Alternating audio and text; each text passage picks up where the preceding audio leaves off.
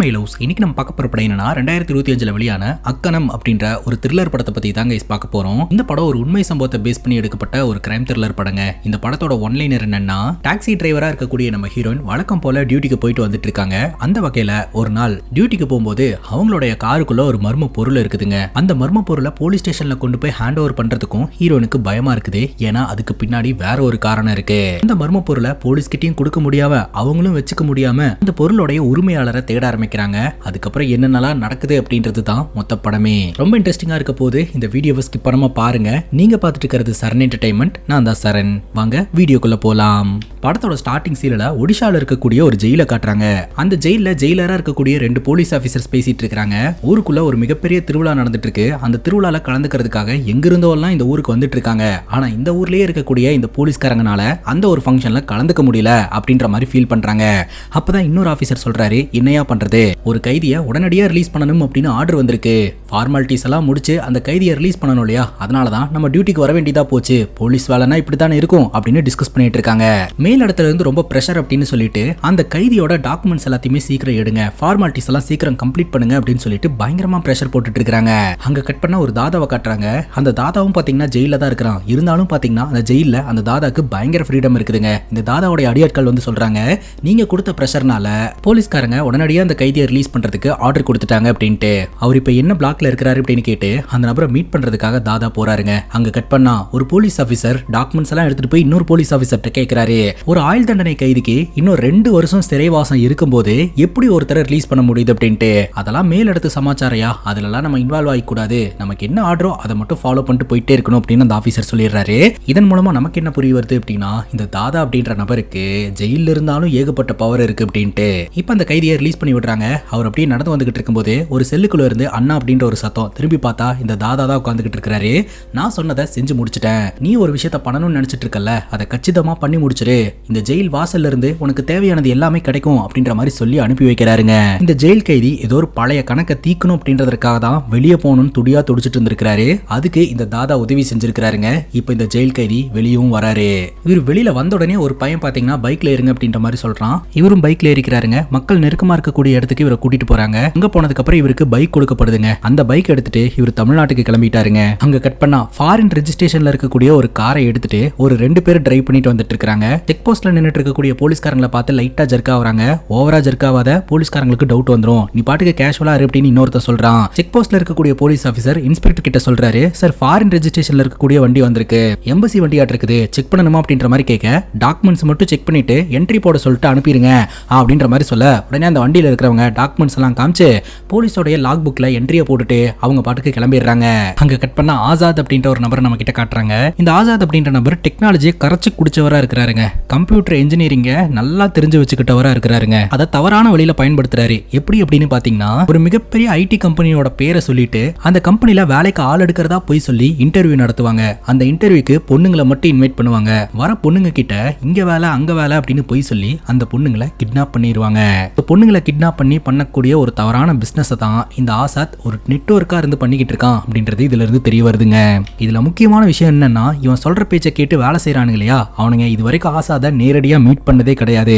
Online மூலமாவே எல்லாத்தையுமே handle பண்ணிட்டு இருக்காங்க. ஒருத்தன் ஒரு வேலையை முடிச்சு கொடுத்தானா உடனடியா பேமெண்ட்டை சென்ட் பண்ணிடுறது. பேமெண்ட்டுக்கு ஆசைப்பட்டுட்டு நிறைய பேர் இந்த மாதிரியான விஷயத்த பண்ணி பொண்ணுங்களை எல்லாம் இவனுங்க கிட்ட அமுச்சு வச்சுக்கிட்டு இருக்கானுங்க. கொஞ்ச நேரத்துக்கு முன்னாடி ஃபாரின் ரெஜிஸ்ட்ரேஷன்ல இருக்கக்கூடிய ஒரு வண்டியை பார்த்தோம் இல்லையா, அந்த வண்டி பாத்தீங்கன்னா இந்த அசாத் இருக்கக்கூடிய இடத்துக்கு தாங்க வந்திருக்குது. அந்த வண்டியோட பூட் ஸ்பேஸ்ல இருக்கக்கூடிய பேக் எடுத்துட்டு வா அப்படின்னு சாச்சான்ற நபர் சொல்ல, ஒரு நபர் அந்த பேக் எடுக்கிறதுக்காக போய் பூட் ஸ்பேஸ் ஓபன் பண்றாருங்க. பார்த்தா அந்த பூட் ஸ்பேஸ்ல இன்ஸ்பெக்டர் உட்கார்ந்துகிட்டு இருக்காரு. அவரோட கையில இருக்கக்கூடிய ஸ்மார்ட் வாட்ச் பாத்தீங்கன்னா போட்டோஸ் எடுக்க ஆரம்பிக்குது. எடுக்கப்பட்ட போட்டோஸ் எல்லாமே பாத்தீங்கன்னா அவருடைய போலீஸ் டிபார்ட்மெண்ட்டுக்கு அனுப்பப்படுது. ஏண்டா உள்ளூர் வண்டியில இல்லீகல் ஆக்டிவிட்டிஸ் பண்ணோம்னா மாட்டிப்போம் அப்படின்னு சொல்லிட்டு ஃபாரின் ரெஜிஸ்ட்ரேஷன் வண்டியை வச்சு இல்லீகல் ஆக்டிவிட்டிஸ்ல ஈடுபட்டு இருக்கீங்களா, சரி வண்டியில என்ன இருக்கு ஓபன் பண்ணு அப்படின்னு சொல்ல, ஆரம்பத்துல ஓபன் பண்ண மாட்டேன்றானுங்க. ஆனா போலீஸ் ஆபீசர் கன்னு வச்சிருக்கிறத பார்த்து பயந்து டோர் ஓபன் பண்ணி விட்டுறானுங்க. ஓபன் பண்ணா உள்ள இருந்து நிறைய பொண்ணுங்க இறங்குறாங்க. ஆல்ரெடி சொன்ன மாதிரி தான் பொண்ணுங்களை கடத்துற விஷயத்தை தான் இவங்க பண்ணிக்கிட்டு இருக்கானுங்க அப்படின்ட்டு. இந்த சாச்சா அப்படின்ற நபர்கிட்ட போய் இன்ஸ்பெக்டர் பேசுறாருங்க. அப்ப இந்த சாச்சா சொல்றாரு, நீங்க நினைக்கிற மாதிரிலாம் இல்ல, இந்த பொண்ணுங்க எங்களோட கம்பெனில வேலைக்கு ஜாயின் பண்றதுக்காக தான் வந்திருக்காங்க அப்படின்ட்டு. இன்ஸ்பெக்டர் சொல்றாரு, நான் ஒன்னும் தெரியாமலாம் இந்த இடத்துக்கு வர கிடையாது. இந்த பொண்ணுங்கெல்லாம் சாதாரண ஃபேமிலியை சார்ந்த அப்பாவி பெண்கள். இவங்கெல்லாம் காணாம போனா கம்ப்ளைண்ட் கொடுக்கறதுக்கே மாச கணக்காயிரும். அதுக்கப்புறம் நாங்க இன்வெஸ்டிகேஷன் பண்ண ஆரம்பிக்கும் போது இந்த பொண்ணுங்க எங்க போனாங்க என்ன ஆனாங்கன்னே தெரியாம போயிரும். இந்த மாதிரி மாதிரி பேக்ரவுண்ட் இருக்கக்கூடிய பொண்ணுங்களை நீங்க தேர்ந்தெடுக்கிறீங்க அப்படின்னா எதற்காக? இல்லீகல் ஆக்டிவிட்டீஸ்க்கு தானே அப்படின்ற மாதிரி இந்த சாச்சாவை மிரட்டுறாரு. அது மட்டும் இல்லாம எனக்கு நீ தேவையில்ல, உனக்கு மேல ஒருத்தர் இருக்கான் இல்லையா, அவனை தான் பார்க்கணும், அவன் எங்க அப்படின்னு கேட்கும்போது இங்க எல்லாம் நான் தான், என்ன பேசணும்னாலும் எங்கிட்ட பேசுங்க அப்படின்ற மாதிரி சொல்ல, ஏண்டா உன்னை அரெஸ்ட் பண்ணணும் அப்படின்னா செக் போஸ்ட்ல வச்சு எனக்கு அரெஸ்ட் பண்ண தெரியாதா? உனக்கு மேல ஒருத்தர் இருக்கிறான் இல்லையா, அவனை பிடிக்கிறது தான் என்னோட நோக்கம், அதனால தான் இவ்வளவு தூரம் நான் ரிஸ்க் எடுத்து வந்திருக்கிறேன் அப்படின்னு பேசிக்கிட்டு இருக்கும்போதே அந்த இடத்துக்கு இந்த ஆசாட் வரான். ஸோ இந்த ஆசாடையும் பார்த்தீங்கன்னா இவருடைய ஸ்மார்ட் வாட்ச் கேப்சர் பண்ணி போலீஸ் டிபார்ட்மெண்ட்டுக்கு அனுப்புது. இவ்வளவு நாள் இவனுக்கு மறைவா செஞ்சுட்டு இருந்த இந்த வேலையை எப்படி இந்த இன்ஸ்பெக்டர் கண்டுபிடிச்சாரு அப்படின்றத சொல்றாருங்க. ஏண்டா ஐடி சப்போர்ட்ல உனக்கு இத்தனை ஸ்லீப்பர் பக்ஸ் இருந்து வேலை செய்யும் போது ஒரே ஒருத்த மட்டும் நேர்மையா எனக்கு வேலை செய்ய மாட்டானே என்ன, அப்படிதான் உன் இடத்த தேடி வந்தேன் அப்படின்னு சொல்லிட்டு அதை ஸ்மார்ட் வாட்ச் மூலமாவே டிபார்ட்மெண்ட்டுக்கு லொகேஷன் அனுப்புறாருங்க. இன்னும் கொஞ்ச நேரத்துல போலீஸ்காரங்க இந்த இடத்துக்கு வந்துருவாங்க. எந்த வம்பும் பண்ணாம ஒழுங்கா சரண்டர் ஆயிரு அப்படின்னு சொல்லிக்கிட்டு இருக்கும்போது இந்த ஆசாத் இன்ஸ்பெக்டரை அட்டாக் பண்ண ஆரம்பிக்கிறாருங்க. இன்ஸ்பெக்டர் என் இடத்துக்குள்ளேயே வந்து என்னைய மிரட்டுறியா? இந்த இடத்துல எந்த டிவைஸ் வேலை செய்யணும் அப்படின்னாலும் என்னைய கேட்டு தான் வேலை செய்யணும். நீ அனுப்பின எந்த மெசேஜுமே உன்னோட டிபார்ட்மெண்ட்டுக்கு போவே இல்ல, எல்லா மெசேஜும் எனக்கு தான் வந்திருக்கு. நீ உள்ள வந்த உடனே உன்னோட ஸ்மார்ட் வாட்சை நான் ஹேக் பண்ணிட்டேன் அப்படின்னு சொல்லிட்டு சுத்தியாலேயே இந்த இன்ஸ்பெக்டரை அடிச்சே கொலை பண்றாருங்க. இந்த சாச்சான்றவர் சொல்றாரு, இருந்தாலும் நீ கொன்னது ஒரு போலீஸ் ஆபீசர், போலீஸ் ஆபீசரை கொலை பண்ணா ஏகப்பட்ட பிரச்சனைகளை சந்திக்கிற மாதிரி இருக்கும் அப்படின்ற மாதிரி சொல்ல, ஒரு போலீஸ் ஆபீசர் இந்த இடத்த மோப்பம் பிடிச்சு வந்துட்டாரு, இனிமேல் இந்த இடம் நமக்கு சேஃப் கிடையாது, பாடியை டிஸ்போஸ் பண்ணிருங்க, இந்த போலீஸ் ஆபீசரோடைய மொபைலை வச்சு மற்ற போலீஸ்காரங்களை எல்லாம் நம்ம டைவர்ட் பண்ணிடலாம் அப்படின்னு சொல்லி இந்த ஆசாத் ட்ரிக் பண்றாருங்க. அங்க கட் பண்ணா நம்ம ஹீரோனை காட்டுறாங்க. நம்ம ஹீரோனோட பேரு இந்திராங்க. நம்ம ஹீரோனோட வீட்டுல ஹீரோயின் அப்புறம் ஒரு அம்மா, அது போக அகல் அப்படின்ற அக்கா மாமாவோடைய குழந்தை இருக்குதுங்க. அக்கா மாமா இறந்து போயிட்டாங்க. சோ அந்த குழந்தைய பாத்தீங்கன்னா நம்ம ஹீரோயின் தான் வளர்த்துக்கிட்டு இருக்காங்க. அக்கா மாமாக்கு திதி கொடுக்கறதுக்காக நம்ம ஹீரோனுடைய அம்மா அப்பாவை இன்வைட் பண்ண சொல்றாங்க. ஆனா ஹீரோயின் என்ன சொல்றாங்க அப்படின்னா, எங்க அப்பா அம்மாக்கு அவங்களோட அந்தஸ்து தான் முக்கியம், என்னோட அப்பா அம்மா எதுலயுமே கலந்துக்கல, அவங்களுக்கு அவங்களோட கௌரவம் தான் முக்கியம், அப்படியே இருந்துட்டு போட்டும், அகலோட லைஃப் நான் பாத்துக்கிறேன் அப்படின்ற மாதிரி சொல்லிட்டு அக்காவோட குழந்தைய இவங்களே வளர்க்க ஆரம்பிக்கிறாங்க. பாப்பா கிட்ட போயிட்டு ஸ்கூலுக்கு ரெடி ஆயிட்டி அப்படின்ற மாதிரி கேட்கும்போது கிடைச்ச கேப்ல அவள் டிராயிங் வரைஞ்சிக்கிட்டு இருக்கா. அவளுக்கு டிராயிங்னா ரொம்ப பிடிக்குங்க. இந்த ஸ்கெட்ச் உன்னோடது கிடையாது, யாரோட இது, யார் உனக்கு வாங்கி கொடுத்தா அப்படின்னு கேட்கும்போது இது என் கிளாஸ்மேட்டோட இது, அவ வச்சிருந்தா, அவகிட்ட ஒரே ஒரு நாளைக்கு நான் யூஸ் பண்ணிட்டு தரேன்னு வாங்கிட்டு வந்தேன் அப்படின்ற மாதிரி அந்த பொண்ணு சொல்றா. சரி வா ஸ்கூலுக்கு டைம் ஆயிடுச்சு வா அப்படின்ற மாதிரி சொல்லிட்டு நம்ம ஹீரோயின் பாத்தீங்கன்னா அக்கா பொண்ணை கூப்பிட்டுட்டு கிளம்புறாங்க. நம்ம ஹீரோயின் பாத்தீங்கன்னா கேப் டிரைவரா இருந்துட்டு இருக்காங்க. அங்க கட் பண்ணா கொஞ்ச நேரத்துக்கு முன்னாடி ஒரு கைதியை பார்த்தோம் இல்லையா, இந்த கைதி தமிழ்நாட்டுக்கு வந்து சேர்றாருங்க. இவருக்கு உதவி செய்யறதுக்காக ரத்னம் அப்படின்ற ஒரு நபர் இருக்கிறாரு. நீங்க எதுவுமே என்கிட்ட சொல்ல வேண்டாம், எல்லாமே தாதா என்கிட்ட சொல்லிட்டாரு அப்படின்னு சொல்லிட்டு மக்களால் யூஸ் பண்ணப்படாத ஒரு ஏரியால இருக்கக்கூடிய ஒரு ஹிடன் பிளேஸ்ல பாத்தீங்கன்னா இந்த கைதியை ஸ்டே பண்ண வைக்கிறாருங்க. உங்களுக்கு என்ன உதவினாலும் எனக்கு கால் பண்ணுங்க, நான் உதவி பண்ணி தரேன் அப்படின்ற மாதிரி அவர் சொல்லிடுறாரு. அங்க கட் பண்ணா நம்ம ஹீரோயின் பாத்தீங்கன்னா கேப் ஓட்டிக்கிட்டு இருக்காங்க. அப்ப ராம் அப்படின்ற ஒரு நபர் கிட்ட இருந்து புக்கிங் ஆர்டர் வருது. இந்த ராம் அப்படின்றவரு நம்ம ஹீரோனுடைய ரெகுலர் கஸ்டமருங்க. அதனால இந்த ராமுக்கும் நம்ம ஹீரோனுக்கும் இடையில ஒரு நல்ல ஃப்ரெண்ட்ஷிப் போயிட்டு இருக்கு. எவ்வளவு நேரங்க கேப் ஓட்டுவீங்க அப்படின்னு கேட்கும்போது காலையில ஆரம்பிச்சு ராத்திரி 11 o'clock வரைக்கும் ஓட்டுவேன், சம்டைம் 12 o'clock கூட ஆயிரும் அப்படிங்கும் போது எப்படிங்க அப்படின்ற மாதிரி கேட்க, ஒரே இடத்துல இல்லாம வேற வேற இடங்களுக்கு போறோம் இல்லையா, அது மட்டும் இல்லாம இது எனக்கு பிடிச்ச வேலை, அதனால தான் என்ஜாய் பண்ணி பண்றேன் அப்படின்ற மாதிரி ஹீரோயின் சொல்றாங்க. அதுவும் சரிதாங்க, ஆனா இங்க எல்லாரும் பிடிச்ச வேலை மட்டும் தான் செய்யணும் அப்படின்னா பாதி கம்பெனிஸ் இங்க காலியா தான் இருக்கும் அப்படின்ற மாதிரி சொல்லிட்டு அவரும் பாத்தீங்கன்னா ஆபீஸ்ல போய் இறங்கிக்கிறாரு. அங்க கட் பண்ணா இந்த ஆசாத்தை காட்டுறாங்க. இந்த மாதிரி ஒரு இன்சிடென்ட் நடந்ததுல இருந்து அவன் ஒரு மாதிரி அப்செட்டாவே உட்காந்துக்கிட்டு இருக்கான். அப்ப கூட இருக்கிற சாச்சான்றவரு, நீ எதை பத்தியும் கவலைப்படாத, ஷிஃப்டிங்கான வேலைகள்லாம் நடந்துட்டு இருக்கு, நம்ம ஹைதராபாத் போறோம், ஹைதராபாத் மட்டும் போயிட்டோம் அப்படின்னா எல்லா பிரச்சனையும் சால்வ் ஆயிரும் அப்படின்ற மாதிரி சொல்லிக்கிட்டு இருக்காருங்க. இந்த ஆசாதுக்கு இன்னொரு பேர் இருக்குதுங்க. அந்த பேரு சாரா. சாரா, நீ சொன்ன மாதிரியே அந்த போலீஸ் ஆபீசரோட மொபைலை வச்சு போலீஸ் டிபார்ட்மெண்ட்டையே பயங்கரமா டைவர்ட் பண்ணிட்டோம், எங்கேயோ ஒரு இடத்துல ரைடு பண்ணிட்டு இருக்காங்களா, அது மட்டும் இல்லாம நீ சொன்ன மாதிரியே கன்னை வச்சாச்சு அப்படின்னு சொல்ல, கூடி சீக்கிரம் அந்த லேடி கேப் டிரைவரை நம்ம பிடிச்சே ஆகணும் அப்படின்ற மாதிரி இந்த ஆசாத் சொல்லிக்கிட்டு இருக்காருங்க. அந்த லேடி கேப் டிரைவர் அப்படின்னு மென்ஷன் பண்றது நம்ம ஹீரோனை தாங்க. ஹீரோனுக்கும் இந்த ஆசாதுக்கும் என்ன பிரச்சனை, எதனால இவன் நம்ம ஹீரோனை டார்கெட் பண்றான் அப்படின்ற டீடைல் இப்போதைக்கு நமக்கு தெரியலங்க. இப்போ நம்ம ஹீரோயின் டியூட்டியை முடிச்சுட்டு நடுராத்திரி தான் வீட்டுக்கு போறாங்க. வீட்டுல இருக்கக்கூடிய அந்த அம்மா நம்ம ஹீரோயின் கிட்ட கேக்குறாங்க, ஏமா இப்படி ரிஸ்க் எடுத்து கார் ஓட்டிக்கிட்டு இருக்கு அப்படின்னு சொல்லிட்டு. நான் சேஃபான இடத்துக்கு சேஃபான பேசஞ்சர்ஸ் கூட மட்டும் தான் போவேன்னு உங்களுக்கே தெரியும்லமா, அதை பத்தி எல்லாம் கவலைப்படாதீங்க, நான் பாத்துக்கிறேன் அப்படின்னு சொல்ல, இப்படியே போயிட்டு இருந்துச்சுன்னா உன்னோட வாழ்க்கை என்னமா ஆகுறது அப்படின்னு அவங்க கேக்குறாங்க. என்னையும் அகலையும் ஏத்துக்கிற மாதிரி ஒரு பையன் வந்துச்சுன்னா நான் கல்யாணம் பண்ணிப்பேன், அது வரைக்கும் நான் இப்படியே தான் இருப்பேன் அப்படின்ற மாதிரி ஹீரோயின் சொல்லிடுறாங்க. அடுத்த நாள் காலையில வழக்கம் போல நம்ம ஹீரோயின் டியூட்டிக்கு போறாங்க. அப்போ இந்த ராம் அப்படின்றவரு கேப்ல ஏறிக்கிறாருங்க. அப்போ ரேடியோ கேட்டுட்டு வந்துட்டு இருக்கும்போது விமன்ஸ் டே அன்னைக்கு ஒரு விமனை பத்தியும் பெருமையா பேசிக்கிட்டு இருப்பாங்க. அந்த வகையில இந்த ராம் பாத்தீங்கன்னா ஹீரோனை இம்ப்ரெஸ் பண்ற மாதிரி அந்த ரேடியோக்கு கால் பண்ணி ஹீரோனை பத்தி பெருமையா பேசுவாருங்க. அது பாத்தீங்கன்னா டெலிகாஸ்ட் ஆகும். அதை கேட்கும்போது ஹீரோனுக்கு ரொம்ப சந்தோஷமா இருக்கும். இந்த ராம் மேல மறுபடியும் ஒரு நல்ல அபிப்பிராயம் ஏற்படும். டெய்லி ராம வீட்ல இருந்து பிக்கப் பண்ணி ஆபீஸ்ல நம்ம ஹீரோன் தான் டிராப் பண்ணிட்டு இருப்பாங்க. டெய்லியும் பாக்குறதும் பேசுறதும் பழகிறதும் ஹீரோனுக்குள்ள பாத்தீங்கன்னா காதல் அப்படின்றது ராம் மேல மலர ஆரம்பிக்குதுங்க. அங்க கட் பண்ணா அந்த ஜெயில் கைதியை நம்ம கிட்ட காட்டுறாங்க. இந்த ஜெயில் கைதி எதற்காக வெளியே வந்திருக்கிறாரு, யாரை எதிர்க்கிறதுக்காக வெளியே வந்திருக்காரு அப்படின்றது இப்பதாங்க நமக்கு தெரிய வருது. இந்த ஆசாத் அப்படின்ற நபர் இருக்கான் இல்லையா, இவனை எதிர்க்கிறதுக்காக தான் வெளியில வந்திருக்காரு. இவர் வெளியில வரதுக்கு முன்னாடி இந்த தாதா சொல்லியிருப்பாருங்க, நீ வந்து படிக்காதவன், ஆனா ஆசாத் அப்படின்றவன் நல்லா படிச்சவன், நீ அவனை தேடிட்டு இருக்க, அவனை தான் டார்கெட் பண்றன்ற விஷயம் அவனுக்கு தெரியாத வரைக்கும் உனக்கு நல்லது, ஆனா அவனுக்கு தெரிஞ்சதுன்னா அவன் உனக்கு மேல உன்னை போட்டு தள்ளிடுவான் அப்படின்னு வான் பண்ணி தான் இந்த தாதா இந்த ஜெயில் கைதிக்கு உதவி செஞ்சிருப்பாருங்க. அங்க கட் பண்ணா இந்த ஆசாத நம்ம கிட்ட காட்டுறாங்க. இந்த போலீஸ் ஆபீசர் சொல்லியிருந்தார் இல்லையா, இந்த ஐடி விங்ல உனக்கு இத்தனை ஸ்லீப்பர் செல்ஸ் வந்து வேலை செய்யும் போது எனக்காக ஒருத்தன் வேலை செய்ய மாட்டானா அப்படின்னு சொல்லிட்டு அது எவன் அப்படின்றத கண்டுபிடிச்சு இவன் தூக்கிட்டாங்க. அவனுடைய தலையில ஒயரெல்லாம் கனெக்ட் பண்ணி விட்டு இந்த பிரெயின் தானே வந்து என்ன காட்டி கொடுத்துச்சு, ஸோ இந்த பிரெயினை நான் சாவடிக்க போறேன் அப்படின்ற மாதிரி சொல்லி அந்த நபரை பிரெயின் டெட் பண்ணிடுறாருங்க. அங்க கட் பண்ணா நம்ம ஹீரோயின் தன்னுடைய அக்கா பொண்ணுக்கு ஸ்கெட்ச் வாங்குறதுக்காக ஒரு மாலுக்கு வந்திருப்பாங்க. மாலோடைய பார்க்கிங்ல இருக்கும்போது இந்த ராம் கிட்ட இருந்து கால் வரும். ஆக்சுவலா நாளைக்கு என்ன நீங்க பிக்கப் பண்ணிக்க வேணா, நானே போய்க்கிறேன் அப்படின்ற மாதிரி சொல்ல, ஏன் என்னாச்சு அப்படின்னு கேட்கும்போது இல்ல நான் சீக்கிரமாவே போகணும் அப்படின்ற மாதிரி சொல்லிடுறாங்க. அப்ப ஈவினிங் பார்க்கலாமா அப்படின்னு கேட்க போன் கட் ஆயிருதுங்க. அந்த நேரம் பார்த்து ஒரு போலீஸ் ஆஃபீஸர் வந்து, ஏமா நான் கால் பண்ணாலே கட் பண்ணி வர்ற, அவாய்ட் பண்ற, நமக்குள்ள பிரச்சனை நடந்ததுதான் இல்லைன்னு சொல்லல, அதை அப்படியே விட்டுறலாமா, என் ஸ்டேஷன் வழியா தான் டெய்லியும் போறேன், உன் கார்லயே ஜாயின் பண்ணிக்கலாம் அப்படின்னு பார்த்தேன் அப்படின்ற மாதிரி அவர் சொல்லிட்டு அந்த இடத்துல இருந்து கிளம்புறாருங்க. இவங்க பேசிட்டு இருந்ததுல ரொம்ப நேரம் ஆயிருதுங்க. கரெக்டா மால் க்ளோசிங் டைம் ஆயிடுச்சு. செக்யூரிட்டி பாத்தீங்கன்னா க்ளோஸ் பண்ணியாச்சு அப்படின்னு சொல்ல ஒரு 5 நிமிஷம் அப்படின்னு சொல்லிட்டு கடகடன்னு உள்ள போய் இவங்க ஸ்கெட்ச் வாங்கிட்டு வருவாங்க. அடுத்த நாள் காலையில ராம பிக்கப் பண்ணல, ஈவினிங் பிக்கப் பண்ணலான்னு சொல்லிட்டு அவங்க ஆஃபீஸ் முன்னாடி வெயிட் பண்ணிட்டு இருப்பாங்க. இப்போ ஹீரோயின் பாத்தீங்கன்னா அம்மாக்கு போனை போட்டு நான் உங்ககிட்ட ஒரு விஷயத்தை பத்தி பேசணும் அப்படின்னு தயங்கி பேசுறாங்க. என்னம்மா புதுசா தயங்கவெல்லாம் செய்யற, நான் தான் எப்போதுமே தயங்குவேன் அப்படிங்கும் போது அது வந்து மேரேஜ் விஷயம் அப்படிங்கும் போது ரொம்ப சந்தோஷமா அப்படின்னு சொல்ல, இல்ல எனக்கு ஒருத்தர் பிடிச்சிருக்கு, நல்லா யோசிச்சுதான் முடிவு பண்ணியிருக்கேன், நான் இன்னும் அவர்கிட்ட கூட சொல்லவே இல்லை, அதுக்கு முன்னாடி உங்ககிட்ட சொல்லலான்னா அப்படின்ற மாதிரி சொல்ல, யாருமா அந்த பையன் அப்படின்ற மாதிரி கேட்டுட்டு இருக்கும்போது ஒரு ஆட்டோ டிரைவர் வந்து ஹீரோயின் கிட்ட பேச்சு கொடுக்க ஆரம்பிச்சிருவாரு. சரிம்மா நான் மற்ற விஷயங்கள் எல்லாம் வீட்டில் வந்து சொல்றேன் அப்படின்னு சொல்லிட்டு ஹீரோயின் போன் கட் பண்ணிடுவாங்க. இப்ப காருக்குள்ள உட்காந்து தண்ணி குடிக்க வாட்டர் பாட்டில் மூடி கீழே விழுந்துருங்க. அதை எடுக்கிறதுக்காக குனிஞ்சா காருக்குள்ள ஒரு கன் இருக்குதுங்க. அந்த கன்னை பார்த்து இவங்க ஸ்டன் ஆயிடுறாங்க. ஒன்லைன்ல சொல்லியிருந்தேன் இல்லையா ஒரு மர்ம பொருள், அந்த மர்ம பொருள் இந்த கன்னு தான். இந்த கன்னு எப்படி நம்ம காருக்குள்ள வந்தது அப்படின்னு பயங்கரமா யோசனை பண்ண ஆரம்பிக்கிறாங்க. அந்த நேரம் பார்த்து தன்னுடைய அக்கா பொண்ணு ஸ்கூல் முடிச்சுட்டு வருவா. உடனடியாக அந்த கன்னை மறைச்சு வச்சுட்டு அக்கா பொண்ணை கூட்டிட்டு வீட்டுக்கு போயிருவாங்க. இந்த கன் எப்படி நம்ம காருக்குள்ள வந்ததுன்னு தெரியல, எதுக்கு வம்பு, நம்ம பாட்டுக்கு போலீஸ் ஸ்டேஷன்ல கொண்டு போய் ஹேண்ட் ஓவர் பண்ணிடலாம் அப்படின்னு சொல்லிட்டு ஹீரோயின் பாட்டுக்கு நேரா போலீஸ் ஸ்டேஷனுக்கு போறாங்க. போலீஸ் ஸ்டேஷன் வாசலை மிதிச்ச உடனே ஹீரோனுக்கு பழைய ஞாபகங்கள்லாம் வருதுங்க. என்ன ஞாபகம் அப்படின்னு பார்த்தீங்கன்னா, ஒரு நாள் நம்ம ஹீரோயின் வழக்கம் போல டியூட்டிக்கு வந்திருக்காங்க.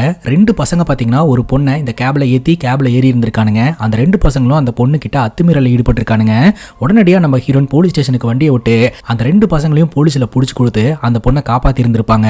அப்பவும் அந்த பசங்க நம்ம ஹீரோனை பார்த்து நான் யாருன்னு தெரியாம போலீஸ்ல புடிச்சு கொடுத்துட்டேன் அப்படின்ற மாதிரி மிரட்டிட்டு தான் போயிருந்திருப்பானுங்க. அடுத்த நாள் பார்த்தீங்கன்னா போலீஸ் ஸ்டேஷனுக்கு வந்தா அந்த பசங்களுக்கு சப்போர்ட் பண்ற மாதிரி ஒரு லாயர் வந்திருப்பாருங்க. அந்த லாயர் ரொம்ப மோசமான லாயருங்க. கார்ல வரும்போது குழி மேடெல்லாம் இருக்கும், ஏறி இறங்கும் போது தெரியாதனமா கைப்பற்றிருக்கும். இதெல்லாம் வச்சுட்டு இவளுக்கு இப்படிதான் சீனா போடுவாளுங்க, அமௌண்ட் என்னன்னு கேளுங்க, பேசி முடிச்சுட்டு போயிட்டே இருப்போம் அப்படின்ற மாதிரி அந்த லாயர் மனசாட்சியே இல்லாம பேசிக்கிட்டு இருப்பாருங்க. இதுல ஹீரோயின் பயங்கர டென்ஷன் ஆயிடுறாங்க. அதே சமயம் இந்த போலீஸ் ஆஃபீஸரும் லாயர் சொல்றதை கேட்டுட்டு பேசாம கேஸை விட்ரா பண்ணிட்டு போயிருங்க, எதுக்கு மேடம் பிரச்சனை அப்படின்ற மாதிரி சொல்ல, நாங்க எதுக்கு விட்ரா பண்ணணும், அந்த பசங்க தப்பு பண்ணிருக்காங்க, கையும் களவுமா நான் உங்ககிட்ட வந்து புடிச்சு கொடுத்துருக்கேன், அப்படி இருக்கும்போது அந்த லாயர் பேச்சை கேட்டுட்டு எப்படி நீங்க விட்ரா பண்ணுங்கன்னு சொல்லலாம் அப்படின்ற மாதிரி இந்த போலீஸ் ஆஃபீஸருக்கும் நம்ம ஹீரோனுக்கும் ஆர்குமெண்ட் நடந்திருக்குதுங்க. நீங்க என்ன சொன்னாலும் கேஸை விட்ரா பண்றதா இல்ல, என்ன பிரச்சனை வந்தாலும் நான் பாத்துக்கிறேன் அப்படின்ற மாதிரி ஹீரோயின் சொல்ல, உடனே அந்த லாயர் சொல்றாரு, நீ பகல்ல காரை ஓட்டுற, ராத்திரி வேற என்னமோ ஓட்டுற அப்படின்னு உன் மேல என்ன மாதிரி வேணாலும் வழக்கு போட்டு உன்னை உள்ள தள்ள முடியும் அப்படின்னு இந்த வக்கீல் மிரட்டுறாருங்க. ஹீரோயின் சொல்றாங்க, இன்னொரு வாட்டி இவன் இன்டீசென்ட்டா பேசிட்டு இருந்தான் அப்படின்னா இவன் மேல கம்ப்ளைண்ட் பண்ணி இவனையே தூக்கி உள்ள வைப்பேன், சட்டத்தை காப்பாத்துறதுக்கு முன்னாடி முதல்ல அவனை காப்பாத்திக்க சொல்லுங்க, அவ்வளவுதான் சொல்லுவேன் அப்படின்ட்டு அந்த இடத்துல இருந்து ஹீரோயின் கிளம்பிடுறாங்க. அதுக்கப்புறம் இந்த கேஸ் விஷயமா அடிக்கடி ஸ்டேஷனுக்கு வர சொல்லுவாங்க. ஆனா 2 மணி நேரம் 3 மணி நேரம் பாத்தீங்கன்னா நம்ம ஹீரோனை வேணுனே வெளியில உட்கார வைப்பாங்க. இந்த கேஸை பத்தி பேசவே மாட்டாங்க. அங்க எஸ்ஐயா வேலை பார்த்துட்டு இருக்கவர் தான் கைஸ் கொஞ்ச நேரத்துக்கு முன்னாடி ஏமா ஃபோன் கால் பண்ணா அட்டன் பண்ண மாட்டேன்ற, அவாய்ட் பண்ற அப்படின்ற மாதிரி பேசிட்டு போனாரு அந்த ஆஃபீஸர். அவர்கிட்ட எவ்வளவு நேரம் தான் சார் வெயிட் பண்றது அப்படின்னு கேட்க, இருமா அந்த இன்ஸ்பெக்டர் ஒரு மாதிரி நான் போய் பேசிட்டு வந்துடுறேன் அப்படின்னு சொல்லிட்டு உள்ள போய் பேசினா அந்த இன்ஸ்பெக்டர் வக்கீல் கூட சேர்ந்துட்டு ரொம்ப ஓவரா பேசி இருந்திருக்காரு. ஒழுங்கா இந்த கேஸை விட்ரா பண்ணு, எதுக்கு தேவையில்லாம பிரச்சனை பண்ணிட்டு இருக்க, அப்படி கேஸை விட்ரா பண்ணல அப்படின்னா நீ எப்படி ஒரு நாள் என்கிட்ட மாட்டுவ, ஏதாவது ஒரு வழக்கில் உன்னை தூக்கி உள்ள போடுவ அப்படின்னு வக்கீலும் போலீஸும் 2 பேரும் சேர்ந்து இந்த மாதிரி பேசுறாங்க. இதுல கடுப்பான ஹீரோயின், உங்களால என்ன பண்ண முடியுமோ அதை பண்ணிக்கோங்க, நான் எதுனாலும் கோர்ட்ல பாத்துக்கிறேன் அப்படின்னு சொல்லிட்டு அந்த பசங்களை கடைசி வரைக்கும் வெளியே விடாம பண்ணிடுறாங்க. இப்ப பிரசன்ட்ல போலீஸ் ஸ்டேஷன் வாசல்ல நின்று ஹீரோயின் யோசனை பண்ண ஆரம்பிக்கிறாங்க. இப்ப இந்த கன்னை கொண்டு போய் நம்ம ஹேண்ட் ஓவர் பண்ணணும் அப்படின்னா எல்லாத்தையும் நம்ம பக்கமே திருப்பி விட்டுருவானுங்க, எதுக்கு தேவையில்லாம இவங்க கிட்ட போய் வாக்குவாதம் பண்ணிட்டு அப்படின்னு சொல்லிட்டு போன வேகத்திலேயே ரிட்டர்ன் வந்து காருக்குள்ள உட்காந்துப்பாங்க. அதுக்கப்புறம் ஹீரோயின் பேசஞ்சர் லிஸ்ட் எடுத்து பார்ப்பாங்க. ஸோ இது வரைக்கும் வந்த பேசஞ்சர்ஸோடைய முகத்தை எல்லாம் கண்ணாடியில பார்த்துருப்பாங்க இல்லையா, ஸோ அந்த முகத்தை எல்லாம் திரும்ப ஞாபகப்படுத்தி பார்ப்பாங்க. ஜென்ரலாவே இந்த மாதிரி ஒரு பொருள் கையில இருந்ததுன்னா கண்டிப்பா எல்லாரும் கொஞ்சமாவது பதட்டமா இருப்பாங்க. ஸோ அந்த அந்த மாதிரி யாருடைய முகம் பதட்டமா இருந்தது அப்படின்னு யோசனை பண்ணி பார்க்க ஒரு நபர் வந்து சந்தேகத்தின் அடிப்படையில் வருவாருங்க. உடனடியா அந்த நபருக்கு கான்டாக்ட் பண்ணா அந்த நபருடைய முதலாளி போன் எடுப்பாரு.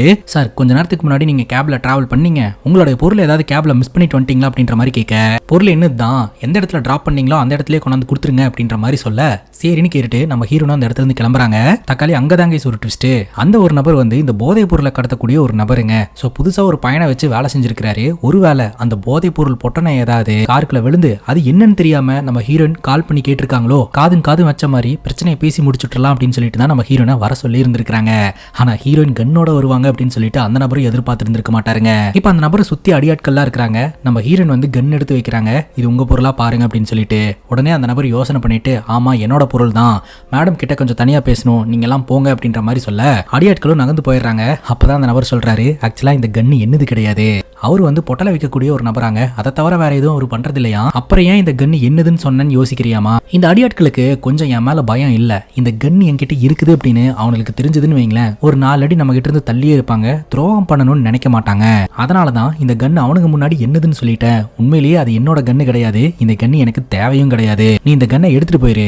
அதே சமயம் இந்த கன்னை நீயும் வச்சுக்காதமா, தலையை சுத்தி இந்த கன்னை எங்கேயாவது தூக்கி போட்டு வந்துரு. இந்த கன்னு உங்ககிட்ட இருக்கிற வரைக்கும் அது உனக்கோ இல்ல உன்னை சுத்தி இருக்கிறவங்களுக்கோ ஆபத்து தான் உண்டாக்கும் அப்படின்ற மாதிரி சொல்லி அனுப்புறாருங்க. ஹீரோன் அந்த கன்னை எடுத்துட்டு திரும்ப போயிடுறாங்க. இப்போ நம்ம ஹீரோன் ஒரு பிரிட்ஜில் கொண்டு போய் இந்த கன்னை தூக்கி போட்டலான்னு சொல்லிட்டு வண்டி நிப்பாட்டிட்டு பிரிட்ஜு கிட்ட போறாங்க. அந்த நேரம் பார்த்து ஒரு ஃபோன் கால் வருதுங்க. அது வேற யார்கிட்ட இருந்தும் இல்ல, ராம் கிட்ட இருந்து தான். இப்போ நீங்க ஃப்ரீயா இருக்கீங்களா, நான் ஒரு லொகேஷன் அனுப்புறேன், அங்க வந்து என்ன பிக்கப் பண்ணிக்க முடியுமா அப்படின்னு கேட்க, ஹீரோயின் கண்ணை தூக்கி போடாம திரும்ப காருக்குள்ள வந்து உட்காந்து ராம பிக்கப் பண்றதுக்காக போயிருவாங்க. பாத்தீங்கன்னா ஒரு இடத்துல ராம் வந்து கார்ல ஏறிக்கிறாரு. அப்போ நம்ம ஹீரோயின் தன்னோட மனசுல இருக்கக்கூடிய எல்லா விஷயத்தையுமே ராம் கிட்ட சொல்லலாம் அப்படின்னு சொல்லிட்டு, ராம் உங்ககிட்ட கொஞ்சம் பேசணும் அப்படின்னு சொல்லிட்டு அப்படியே கொஞ்சம் கொஞ்சமா பேச ஆரம்பிக்கிறாங்க. அப்போ இந்த ராமுக்கு ஒரு ஃபோன் கால் வருது. அட்டன் பண்ணா அவங்க ஃப்ரெண்ட்ஸ் ஏதோ நியர்பைல இருக்கிறதா வந்து சொல்லியிருக்காங்க. ஸோ ஃப்ரெண்ட்ஸ் கிட்ட இருக்காங்க, அவங்களையும் பிக்கப் பண்ணிட்டு போயிடலாம் அப்படின்ற மாதிரி சொல்ல, ஹீரோயின் சரி அப்படின்ற மாதிரி கேட்டுப்பாங்க. ஹீரோயின் சொல்ல இந்த விஷயத்த ராம் கிட்ட சொல்ல முடியாம போயிருது. பார்த்தா ராமோடைய 2 ஃப்ரெண்ட்ஸ் வண்டியில ஏறுறாங்க. அவங்க ஏறினதுக்கு அப்புறம் தாங்க தெரிய வருது அந்த 2 பேரும் வேற யாரும் கிடையாது. இதுக்கு முன்னாடி நம்ம ஹீரோயின் போலீஸ்ல புடிச்சு கொடுத்தாங்க இல்லையா, பொண்ணுங்க கிட்ட அத்துமீறல ஈடுபட்டாங்கன்ட்டு, அந்த 2 பேர் தான் நீங்களாடா அப்படின்ற மாதிரி கேட்டுட்டு இருக்கும் போதே ஹீரோனை பயங்கரமா அட்டாக் பண்ண ஆரம்பிக்கிறாங்க. அப்பதான் தெரிய வருது அவங்களோட சேர்ந்து ராமு கூட்டாளி அப்படின்ட்டு. ஸோ ஹீரோனை தன்னோட வழிக்கு கொண்டு வரணும் அப்படின்றதுக்காக தான் ராம் இவ்வளோ நாள் நம்ம ஹீரோயின் கிட்ட நல்லவ மாதிரி நடிச்சுக்கிட்டு இருந்திருக்கிறான் அப்படின்ட்டு. காதல சொல்றதுக்கு முன்னாடியே ராமோடைய சுயரூபம் என்ன அப்படின்றது ஹீரோனுக்கு தெரிஞ்சு போச்சுங்க. ஹீரோனை கடத்திட்டு போறதுக்கு முயற்சி பண்றாங்க. அப்ப நம்ம ஹீரோன் என்ன பண்றாங்கன்னா, அங்க இருக்கக்கூடிய அந்த சீட் ஹெட் ரெஸ்ட் இருக்கு இல்லையா, அதை எடுத்து ஒருத்தனுடைய கால்லயே ஒரு சொருகிடுறாங்க. இன்னொருத்தனை கண்ணாடியில அடிச்சு அவனை பொழந்துடுறாங்க. ஆனாலும் இந்த ராம் பாத்தீங்கன்னா ஹீரோனை பிடிச்சி அங்க இருக்கக்கூடிய கம்பியில இடிச்சு ஹீரோனை மயக்கடைய வச்சிடறாருங்க. மறுபடியும் நம்ம ஹீரோயின் பாத்தீங்கன்னா இந்த ராம் கிட்ட இருந்து தப்பிச்சு ஓட்டுறதுக்கு முயற்சி பண்ணும்போது இவனுக்கு 3 பேர் சேர்ந்து நம்ம ஹீரோனை அட்டாக் பண்றதுக்கு முயற்சி பண்ண, அப்பதான் பாத்தீங்கன்னா காருக்குள்ள இருந்து அந்த கன்னு கீழே விழுகுங்க. கீழே விழுந்த கன்னை எடுத்து பட்டுன்னு ஷூட் பண்ணிடுவாங்க. இந்த ராமோடைய கையில பட்டு ராம் வலி தாங்க முடியாம கீழே விழுந்துருவான். கூட வந்தானுங்க இல்லையா கூட்டாளிங்க, அவனுங்களை போய் ஷூட் பண்ணலான்ட்டு போகும்போது என்னை விட்டுருங்க, நான் இந்த ஊரை விட்டே போயிடுறேன் அப்படின்னு கெஞ்சுன்னு கெஞ்சுவான். சரி பொழைச்சு போடா அப்படின்ற மாதிரி சொல்லிட்டு ஹீரோன் விட்டுருவாங்க. அங்க கட் பண்ணா இந்த ஜெயில் கைதியை காட்டுறாங்க. இந்த ஜெயில் கைதி பாத்தீங்கன்னா ஹீரோன் வேலை பார்த்துட்டு இருக்கக்கூடிய அந்த டாக்ஸி கம்பெனிக்கு போய் ஹீரோனுடைய டீடைல்ஸை விசாரிக்கணும்னு நினைக்கிறாரு. அவங்கள பார்க்கணும் அப்படின்ற மாதிரி சொல்றாரு. ஆக்சுவலா ஹீரோயின் மாதிரியான சின்சியர் ஸ்டாஃப் வந்து எங்க கம்பெனிலேயே இல்ல, அதிகமா லீவு கூட எடுக்க மாட்டாங்க. ஆனா அவங்க திடீர்னு எந்த கான்டாக்டுமே இல்லாம போயிட்டாங்க. ஆமா நீங்க எதுக்கு அவங்கள பார்க்கணும், உங்களோட டீடைல் எதற்காக பார்க்கணும் அப்படின்ற அப்ளிகேஷனை ஃபில் பண்ணி கொடுங்க, நாங்க வந்து கான்டாக்ட் கொடுக்குறோம் அப்படின்ற மாதிரி சொல்ல, ஆனா இந்த ஜெயில் கைதி அந்த இடத்துல இருந்து கிளம்பி போயிடுவாருங்க. இந்த இன்சிடென்ட் நடந்து 2 நாள் ஆகுதுங்க. நம்ம ஹீரோயின் பாத்தீங்கன்னா பயங்கர அப்செட்டோட அவங்க வீட்டு ஸ்டோர் ரூம்குள்ள போய் உட்காந்துக்கிட்டு இருப்பாங்க. வீட்டுல இருக்கக்கூடிய அந்த கேர்டேக்கர் அம்மா இருக்கிறாங்க இல்லையா, இன்னமா இங்க வந்து உட்காந்துக்கிட்டு இருக்க, உனக்கு என்னதாமா ஆச்சு அப்படின்ற மாதிரி கேட்பாங்க. ஹீரோயின் எதுவுமே பேசாம இருப்பாங்க. நீ எதுவுமே கவலைப்படாதமா, நீ என்ன வேணா பண்ணு, அந்த பழியை நானே ஏத்துக்கிறேன் அப்படின்ற மாதிரி இந்த கார்டியன் அம்மா சொல்ல, அப்ப நம்ம ஹீரோயின் சொல்லுவாங்க, அது இல்லம்மா என் கண்ணு முன்னாடி ஒரு தப்பு நடந்தது, அதை நான் தட்டி கேட்டேன்.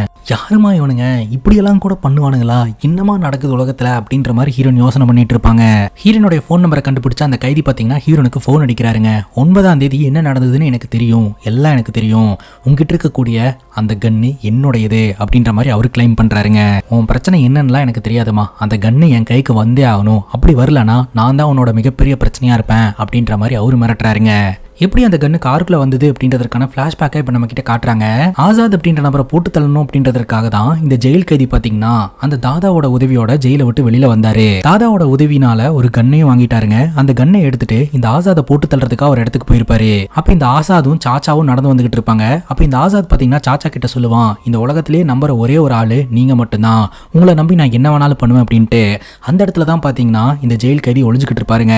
டக்குன்னு அவர் கண்ணு முன்னாடி வந்து நின்று அந்த சாச்சாவை கன்னால சுற்றுவாரு. அதே சமயம் அந்த ஆசாதோடைய தலையில கன்னை வச்சு, நான் நினைச்சா உன்னை ஈஸியா போட்டு தள்ளிட்டு போயிட முடியும், ஆனா நான் யாரு எதற்காக உன்னை கொன்ன அப்படின்றது கண்டிப்பா உனக்கு தெரிஞ்சிருக்கணும், நான் யாருன்னு தெரியுதா அப்படின்ற மாதிரி கேட்க, நீ யாருன்னு எனக்கு தெரியுது அப்படின்ற மாதிரி இந்த ஆசாத் பட்டுன்னு கை வச்சு இந்த ஜெயில் கைதி கூட சண்டை போட ஆரம்பிச்சிருவாங்க. இந்த ஆசாத் மற்றும் ஜெயில் கைதி இவங்க ரெண்டு பேருக்கு இடையில ஏதோ ஒரு பிரச்சனை நடந்திருக்குது. அதற்காக தான் இந்த ஆசாத பழி வாங்கணும், அவன் கதையை முடிக்கணும் அப்படின்னு சொல்லிட்டு இந்த தாதா கிட்ட உதவி கேட்டு வந்திருக்காருங்க. எண்ட் ஆஃப் த டே இந்த ஜெயில் கைதிக்கும் ஆசாதுக்கும் அந்த இடத்துல சண்டை நடந்துட்டு இருக்கும் போதே அடியாட்கள்லாம் வந்துடுறாங்க. அவங்க கிட்ட இருந்து தப்பிக்கணும் அப்படின்னு சொல்லிட்டு ஜெயில் கைதி ரொம்ப வேகமா ஓடி வந்து மாலோடைய பார்க்கிங்குள்ள நுழைஞ்சிருப்பாருங்க. அப்ப அந்த இடத்துக்கு வந்த போலீஸை பார்த்து இந்த அடியாட்கள்லாம் பயந்து ஓடிடுவாங்க. அதே சமயம் இந்த ஜெயில் கைதி கையில கன்னோட இருப்பாருங்க. அந்த டைம்ல தான் நம்ம ஹீரோயின் வந்து அவங்க அக்கா பொண்ணுக்கு ஸ்கெட்ச் வாங்குறதுக்காக மால்ல இருக்கக்கூடிய கடைக்குள்ள போயிருந்திருப்பாங்க. அப்ப அந்த காருக்குள்ள இந்த ஜெயில் கைதி வந்து உட்காந்துட்டு அதுக்கப்புறம் எழுந்திருச்சு போயிருந்திருப்பாரு. ஸோ அந்த டைம்ல தான் பாத்தீங்கன்னா கன்னு அந்த காருக்குள்ள விழுந்திருக்குது. இப்படிதான் பாத்தீங்கன்னா அந்த கன்னு நம்ம ஹீரோயின் கைக்கு வந்திருக்குது. அங்க கட் பண்ணா இந்த ஆசாத் அப்படின்றவன் ஹாஸ்பிட்டல்ல அட்மிட் ஆயிருப்பாங்க. அந்த இடத்துக்கு ஒரு நபர் வருவாருங்க. அந்த நபர் வேற யாரும் கிடையாது, நம்ம ஹீரோயின் கிட்ட என்னை விட்டு நான் இந்த ஊரை விட்டே போயிடுறேன் அப்படின்னு கெஞ்சி கூத்தாடி ஓடி இருப்பாரு. அந்த நபர் தான். அந்த நபர் என்ன சொல்லுவாருன்னா, ஒரு நாள் ஒரு பொண்ணை டார்கெட் பண்ணி கேப்ல ஏறும்போது அந்த கேப் டிரைவர் கண்டுபிடிச்சு எங்களை போலீஸ் ஸ்டேஷன்ல கொண்டு போய் சரண்டர் பண்ணிட்டா. அதுக்கப்புறம் இந்த கேப் டிரைவரை நாங்க டார்கெட் பண்ணோம். இப்போ அந்த கேப் டிரைவர் கன்னெல்லாம் காட்டி மிரட்டுறா, எனக்கு ரொம்ப பயம் வந்துருச்சு, நான் இனிமேல் டவுன்லயே இல்ல, நான் போயிடுறேன் அப்படின்ற மாதிரி சொல்லிட்டு அந்த பையன் அங்கிருந்து போயிடுறான். எல்லா பிரச்சனைக்கும் காரணமா இருந்தா அந்த கேப் டிரைவரை சும்மா விடக்கூடாது, அவளை முடிச்சே ஆகணும் அப்படின்ற மாதிரி இந்த ஆசாத் ஆர்டர் கொடுக்குறாங்க. இப்போ இந்த ஜெயில் கைதி இருக்கிறார் இல்லையா, கூட இருக்கிற ரத்னம் கிட்ட நம்ம ஹீரோனை பத்தி விசாரிக்க சொல்றாருங்க. ரத்னம் பாத்தீங்கன்னா விசாரிச்சுட்டு வந்து சொல்லிட்டாரு, வீட்டுல 2 பேரு ஒரு சின்ன குழந்தை இருக்கு, 3 பேருமே பெண்கள் தான், ஈஸியா அவங்களை அட்டாக் பண்ணி அந்த கன்னை எடுத்துட்டு வர முடியும், நீ ஊன்னு சொன்னீங்கன்னா அதை நாங்க பண்ணிடுவோம் அப்படின்ற மாதிரி சொல்ல இந்த ஜெயில் கைதி அப்படியே பாக்குறாரு.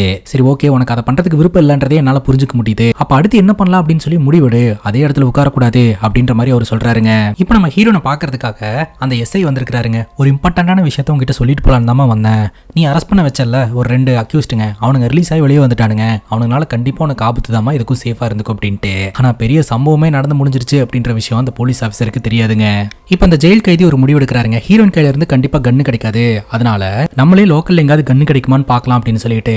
ஆனா அந்த டான் இருக்கிறார் இல்லையா, அதாவது தாதா, அவர் வந்து இந்த ஜெயில் கைதி கிட்ட என்ன சொல்றாருன்னா, இதுக்கு மேல நீ வெளியே இருக்க வேணாம், நீ வந்து தலைமறைவாயிரு, நான் ஆல்ரெடி உங்ககிட்ட சொல்லியிருந்தேன் ஆசாத் அப்படின்றவன் ரொம்ப மோசமானவன், படிச்சவன், உனக்கு எல்லாமே தெரியும் அப்படின்ட்டு. ஸோ அவனை நீ கொல்ல போற அப்படின்ற விஷயம் அவனுக்கு தெரிஞ்சாலே உன்னை போட்டு தள்ளிடுவான், நீ ஒரு வாட்டி அவன் கிட்ட இருந்து தப்பிச்சு வந்துட்ட, விச் மீன்ஸ் அவனுக்கு நீ யாரு அப்படின்னு தெரிஞ்சு போச்சு, அவன் உன்னை தேட ஆரம்பிச்சிருந்திருப்பான், அதனால உன்னோட உயிருக்கே சேஃப்டி கிடையாது அப்படின்ற மாதிரி இந்த தாதா சொல்றாருங்க. ஆனா தாதா சொல்ற பேச்சை இந்த ஜெயில் கைதி ஏத்துக்க மாட்டேன்றாரு. அங்க கட் பண்ணா இந்த தாதா கிட்ட கூட இருக்கக்கூடிய அடியாட்கள்லாம் கேட்கறாங்க, இந்த ஜெயில் கைதி யாரு, இந்த ஜெயில் கைதிக்கு எதுக்கு தேவையில்லாம நீங்க உதவி செய்றீங்க அப்படின்னு சொல்லிட்டு. அப்பதான் இந்த தாதா இந்த ஜெயில் கைதியோடைய கதையை நம்ம கிட்ட சொல்ல ஆரம்பிக்கிறாருங்க.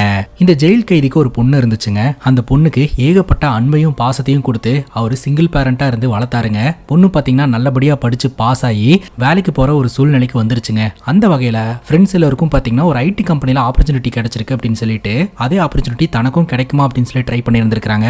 ஸோ இன்டர்வியூக்கு வர சொல்லிட்டாங்க. அந்த வகையில இன்டர்வியூ அட்டன் பண்ணலாம் அப்படின்னு சொல்லிட்டு அந்த பொண்ணோட ஃப்ரெண்டும் பாத்தீங்கன்னா ராத்திரி நேரம் இன்டர்வியூ அட்டன் பண்றதுக்காக போயிருந்திருக்காங்க.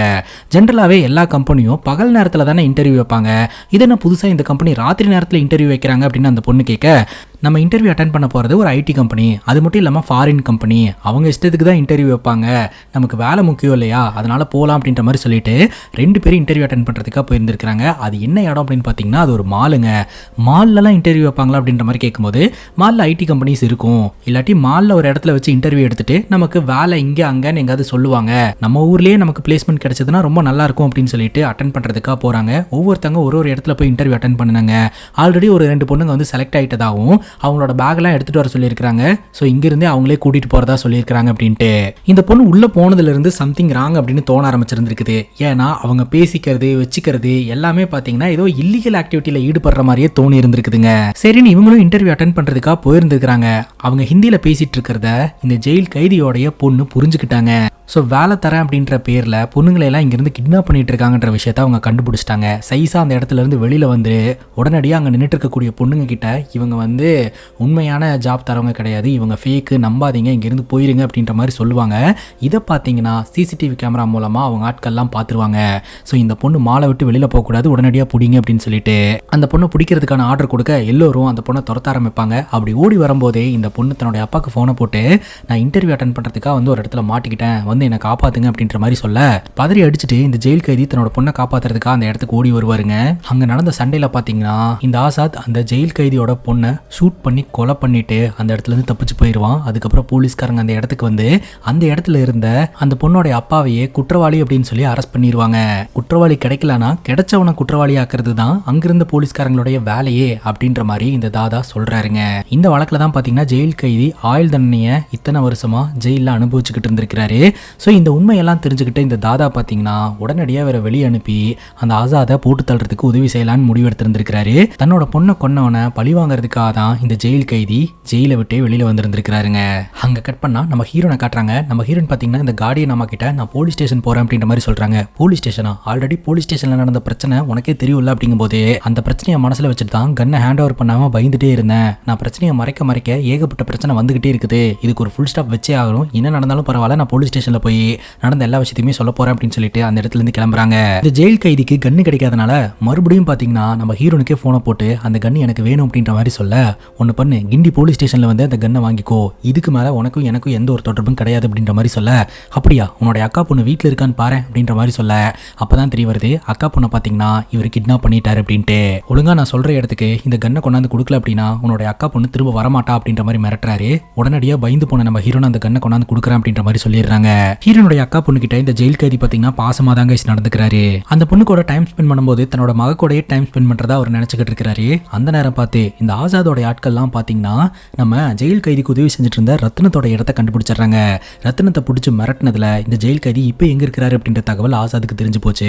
இந்த ஜெயில் கைதியை போட்டு தள்ளுறதுக்காக இந்த ஜெயில் கைதியோட இடத்துக்கு வந்துகிட்டு இருக்காங்க. அதே இடத்துக்கு தான் நம்ம ஹீரோனும் வந்துகிட்டு இருக்காங்க. இப்போ ஆசாதோட ஆட்கள் அந்த இடத்துக்கு வந்து ஜெயில் கைதியை போட்டு தள்ளுறதுக்கு முயற்சி பண்ணும்போது அந்த பொண்ணை எப்படியாவது காப்பாற்றி கூட்டிட்டு போறோம் அப்படின்னு சொல்லிட்டு தப்பிச்சு போறதுக்கு முயற்சி பண்றாரு. அப்போ அந்த சின்ன பொண்ணு பாத்தீங்கன்னா அங்க இருக்கக்கூடிய கொக்கில மாட்டு அந்த இடத்துல பறக்க ஆரம்பிக்கிறா.